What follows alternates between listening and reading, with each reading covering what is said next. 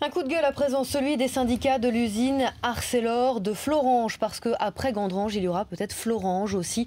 Ils craignent la fermeture du site. Bonjour Édouard Martin, merci d'être avec nous sur BFM TV. Vous êtes représentant CFDT ArcelorMittal. Qu'est-ce qui vous pousse à penser que l'usine va fermer ?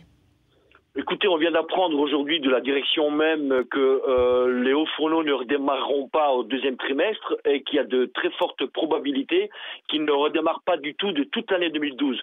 Donc nous, on imagine facilement que le groupe ne va pas accepter de laisser les hauts fourneaux 18 mois durant, parce que je vous rappelle qu'ils sont arrêtés depuis l'été dernier, avec du personnel au chômage.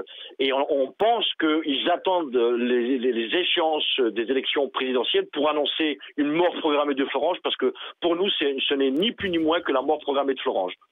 La direction invoque une baisse de l'activité dans votre secteur. Est-ce que c'est une baisse que vous confirmez vous aussi ?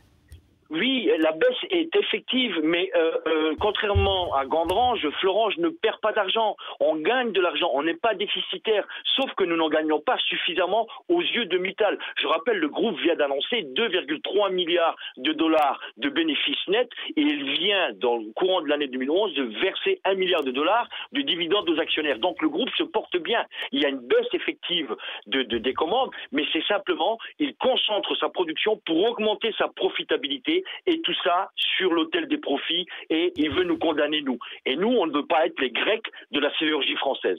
D'un mot, combien d'emplois sont menacés ? Jusqu'où vous êtes prêt à aller pour votre site ?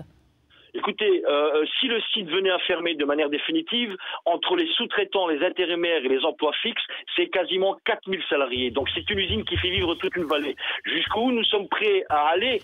Jusqu'au bout. C'est-à-dire, on est prêt à tout, y compris au pire, c'est-à-dire un blocage total de l'industrie de Florange. Et j'en appelle à tous ceux qui, depuis les élections, disent qu'ils aiment les usines, qu'ils aiment les industries, de donner des actes pour venir sauver Florange. Les mots, on en a assez des mots, on veut des actes maintenant.